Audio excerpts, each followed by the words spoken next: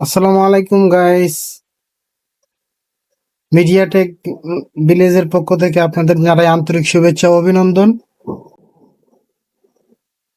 আজকে আপনাদের মাঝে নিয়ে এলাম নতুন আরেকটি জিনিস, শিক্ষণীয় জিনিস। আপনাদের মোবাইল, আপনাদের যে এনআইডি আছে সেই এনআইডি দিয়ে কয়টা সিম রেজিস্ট্রেশন করা আছে সেটা আপনারা কিভাবে চেক করতে পারবেন সেটা আপনাদের দেখানোর চেষ্টা করছি। আপনারা মনোযোগ দিয়ে দেখুন।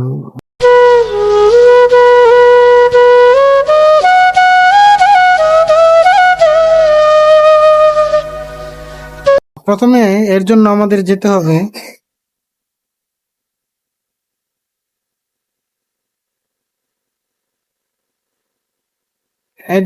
যেতে হবে এই যে ফোন যে অ্যাপটা আছে সেই অ্যাপটাতে যাওয়ার পর আমরা কিপ্যাড ওপেন করে ডায়াল করবো *16001#।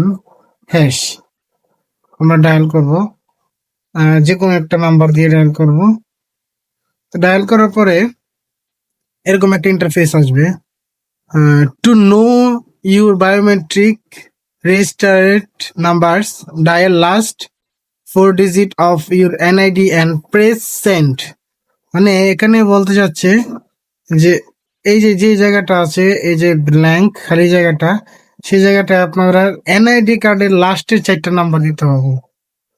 এনআইডি কার্ডের লাস্ট 4টা নাম্বার আমি দিয়ে দিচ্ছি। দেওয়ার পরে এই যে সেন্ড আছে, সেন্ডে ক্লিক করতে হবে। তো একটু ওয়েট করার পরে একটু ওয়েট করতে হবে।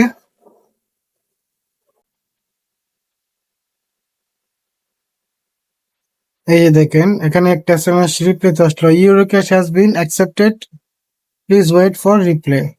এই যে দেখেন উপরে আমার রিপ্লাইটা চলে আসছে। আমি আপনাদের দেখানোর চেষ্টা করছি। এই যে দেখেন রিপ্লাইটা চলে আসছে।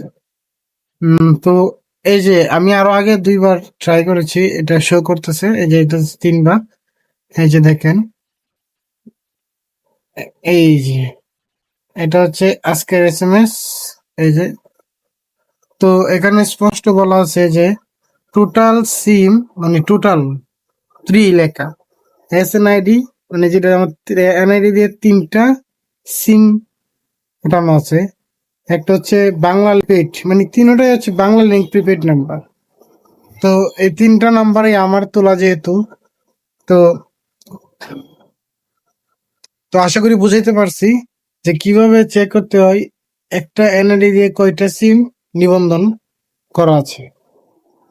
এটা আপনাদের জানা খুবই দরকার, তা না হলে আপনারা অনেক সময় বিপদে পড়তে পারেন। যেমন আমরা যখন সিম তুলতে যাই তখন দেখা যায় আমাদের ফিঙ্গারপ্রিন্টের মাধ্যমে সিম যারা বিক্রি করে তারা অন্যদের কাছ থেকে টাকা খেয়ে আরেকটা আমাদের ফিঙ্গারপ্রিন্ট দিয়ে আরেকটা সিম নিবন্ধন করে রাখে, পরে তাদের দিয়ে দেয়। যদি কোনো ক্রাইম হলে আমরা ফেঁসে যাই। তো আশা করি বুঝতে পারছেন আজকে ভিডিওটি। তো সতর্ক থাকা প্রত্যেকটা নাগরিকের দায়িত্ব। সাথেই থাকবেন। পরবর্তী ভিডিও দেখার আমন্ত্রণ জানিয়ে এখানেই শেষ করলাম। আল্লাহ হাফেজ।